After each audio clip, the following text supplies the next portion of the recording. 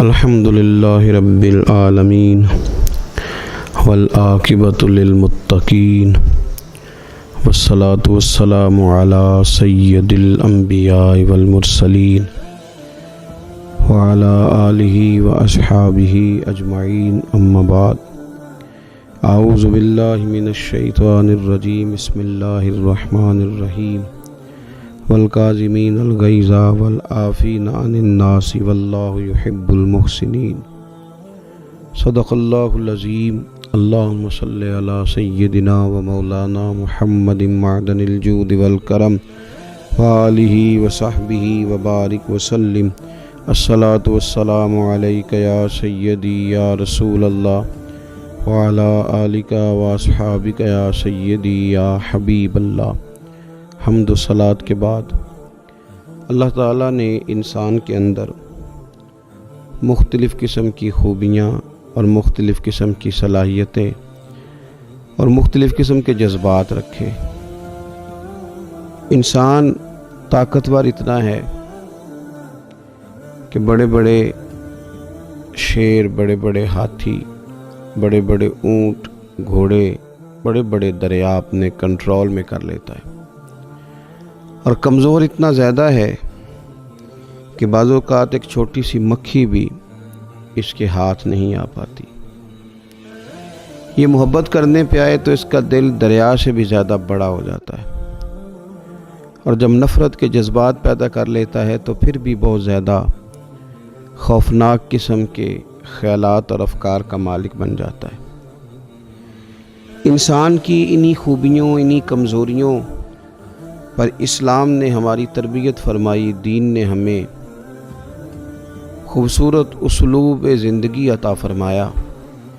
انسان کی خوبیوں اور کمزوریوں میں سے جب ہم تلاش کرتے ہیں تو ہمیں محسوس ہوتا ہے کہ اس کی طبیعت میں اللہ تعالیٰ نے درگزر کی عادت بھی رکھی ہے، محبت بھی رکھی ہے، شفقت بھی رکھی ہے، پیار بھی رکھا ہے، دوسروں کا احساس بھی رکھا ہے۔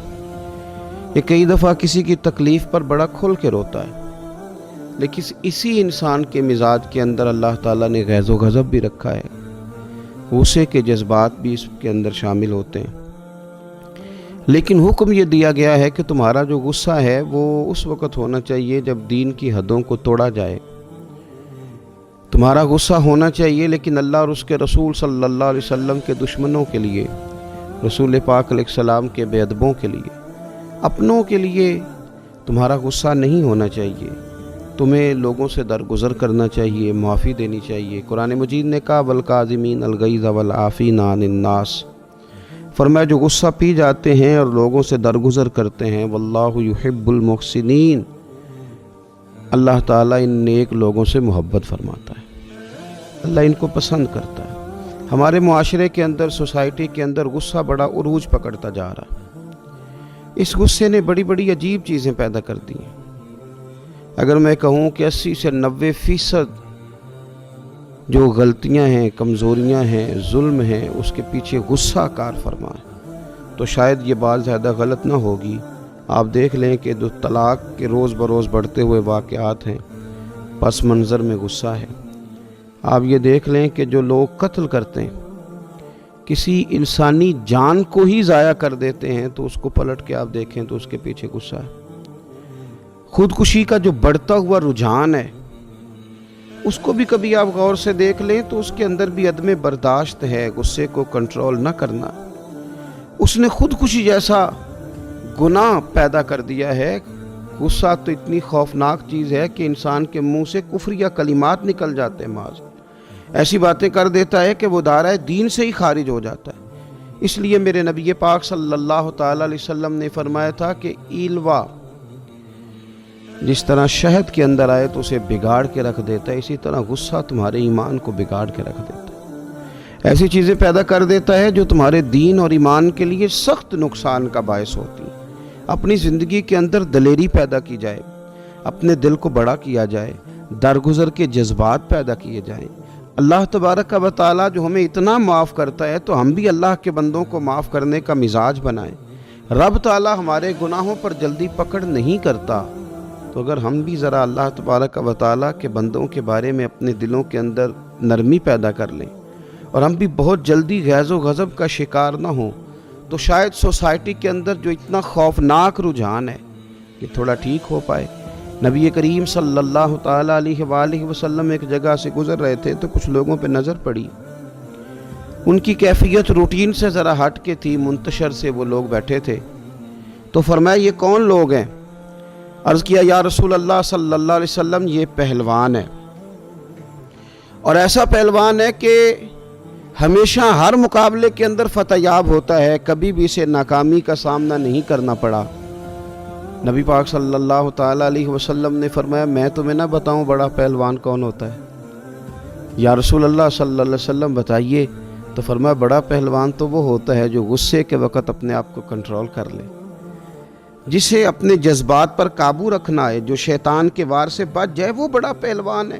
دنیا کے اندر تو لوگ پہلوان بنتے ہی ہیں، پہلوان کہلاتے ہی ہیں، پہلوان ہونے کا اعلان کرتے ہی ہیں، بڑے طاقتور وہ بتائے اور سکھائے اور دکھائے تو جاتے ہیں، لیکن اصل دلیر وہ شخص ہے کہ اس کے جذبات میں پورا مد و جزر آ جائے، حالات پورے خراب ہوتے دکھائی دیں، لیکن اس کے باوجود وہ شخص اپنے غصے کو کنٹرول کرے، اپنے جذبات کو قابو رکھے، شیطان جو اس کے دل کے اندر خوفناک خواہشات پیدا کرتا ہے اس سے اپنے آپ کو بچائے، تو یقیناً اللہ تبارک و تعالیٰ بھی اس کے ساتھ درگزر کا معاملہ کرے گا۔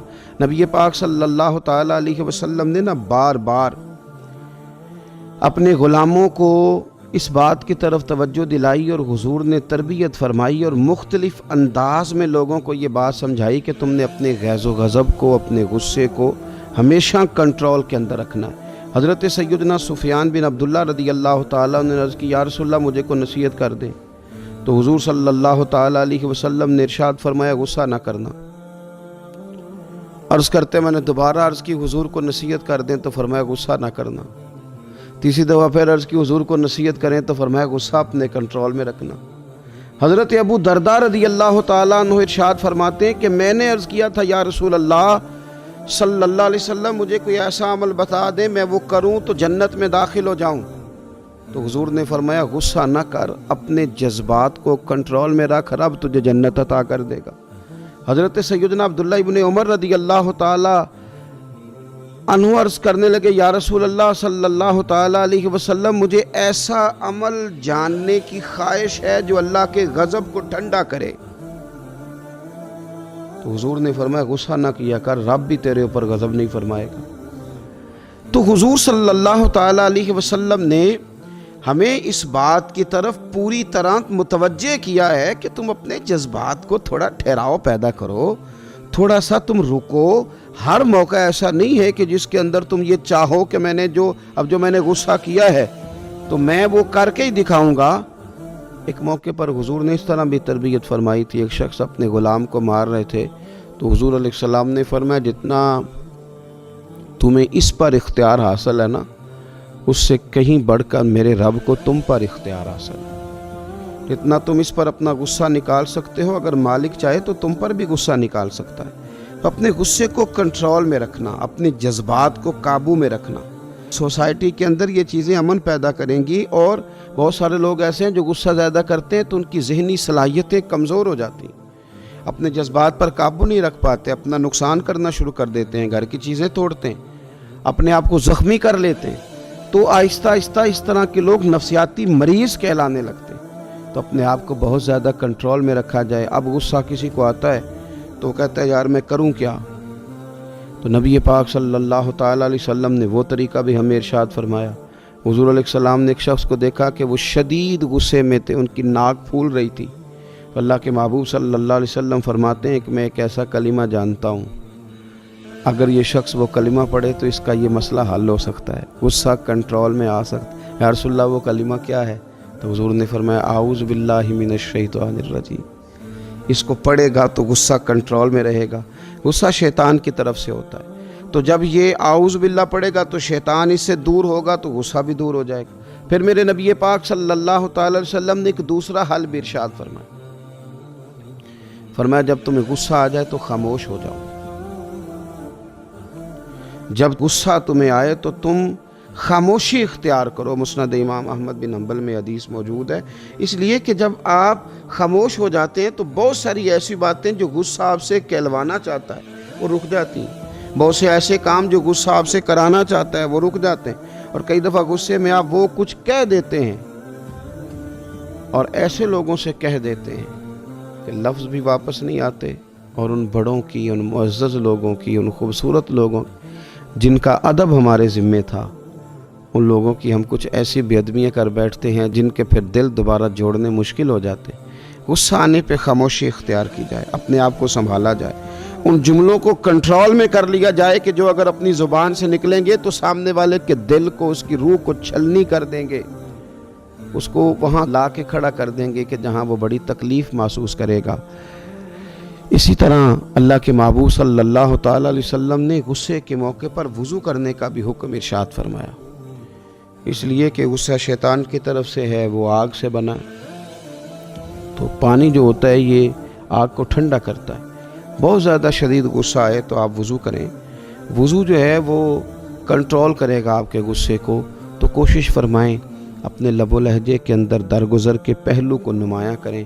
اور امام غزالی رحمۃ اللہ علیہ نے ایک اور بات بھی لکھی ہے، وہ فرماتے ہیں خوف خدا ہو تو غصہ ویسے ہی نہیں آتا، وہ فرماتے ہیں للہیت زیادہ ہو تو غصہ ویسے ہی نہیں آتا، توجہ رب رسول کی طرف بڑی ہو تو پھر بندہ اپنے اوپر ہی ناراض زیادہ ہوتا ہے، لوگوں پر ناراض کم ہوتا ہے۔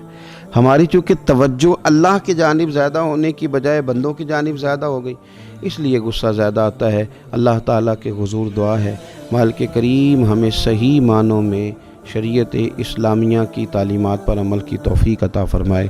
آخر دعویٰ الحمدللہ رب العالمین۔